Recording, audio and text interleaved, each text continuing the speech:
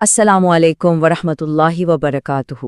آج ہم ایک بہت ہی مختصر لیکن بے حد طاقتور دعا کے پیچھے کی کہانی سنیں گے۔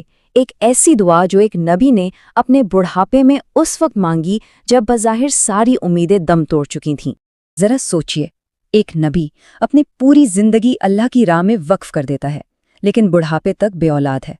اب ایسے میں جب وہ اپنے رب سے ہاتھ اٹھا کر کچھ مانگیں گے تو وہ کیا مانگیں گے؟ بس یہی سوال ہماری آج کی گفتگو کا مرکز ہے۔ اچھا، اس دعا کو سمجھنے سے پہلے ہمیں حضرت ابراہیم علیہ السلام کی زندگی کے اس دور کو سمجھنا ہوگا جہاں ان کے اللہ سے محبت کا امتحان ایک بہت گہری ذاتی خواہش سے ہو رہا تھا۔ حضرت ابراہیم علیہ السلام، آپ جانتے ہیں، اللہ کے خلیل تھے، یعنی اللہ کے دوست۔ ان کی پوری زندگی اللہ سے گہری محبت، ہر حکم کی مکمل اطاعت اور اپنے ایمان کی خاطر بڑی بڑی قربانیوں سے بھری ہوئی تھی۔ ساری زندگی اپنی قوم کو ایک اللہ کی طرف بلاتے رہے، لیکن ان سب کے باوجود ایک فطری انسانی خواہش تھی جو دل میں تھی اور ادھوری تھی۔ بڑھاپا آ چکا تھا مگر گھر میں اولاد کی نعمت نہیں تھی۔ یہی وہ آزمائش تھی جس کا سامنا اللہ کے اتنے عظیم نبی کو تھا۔ اور پھر اسی لمحے میں جب امیدیں کمزور پڑ رہی تھیں، انہوں نے اللہ سے کچھ ایسا مانگا جس نے کہانی کا رخ ہی بدل دیا۔ آخر وہ دعا کیا تھی؟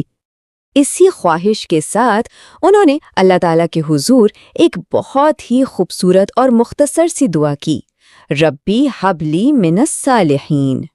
اس کا سیدھا سا مطلب ہے، اے میرے رب، مجھے نیک لوگوں میں سے ایک بیٹا عطا فرما۔ ذرا الفاظ کی سادگی اور اس کے پیچھے چھپی گہری سوچ پر غور کریں۔ اور یہاں جو سب سے اہم لفظ ہے نا، وہ ہے الصالحین، یعنی نیک لوگ، وہ جو متقی ہوں، پرہیزگار ہوں اور اللہ کی مرضی پر چلنے والے ہوں۔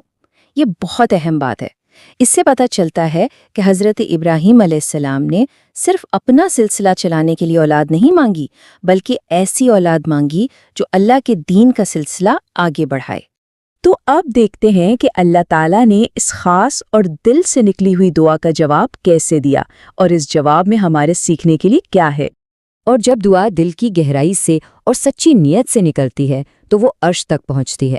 اللہ نے اپنے پیارے نبی کی دعا قبول فرمائی، یہ ثابت کرتے ہوئے کہ اس کی رحمت سے کبھی مایوس نہیں ہونا چاہیے۔ اور اس دعا کے جواب میں اللہ نے انہیں حضرت اسماعیل علیہ السلام کی صورت میں ایک بیٹا عطا کیا۔ اور وہ کیسے بیٹے تھے؟ انتہائی صابر، فرما بردار، بالکل ویسے ہی نیکی کی زندہ تصویر جس کی ان کے والد نے دعا کی تھی۔ اور بعد میں قربانی کے امتحان میں ان کی عظیم فرما برداری اسی دعا کی قبولیت کا سب سے بڑا ثبوت ہے۔ تو اس خوبصورت قصے سے ہم سب اپنی زندگیوں کے لیے کون سے ایسے سبق ہیں جو ہمیشہ کام آئیں گے؟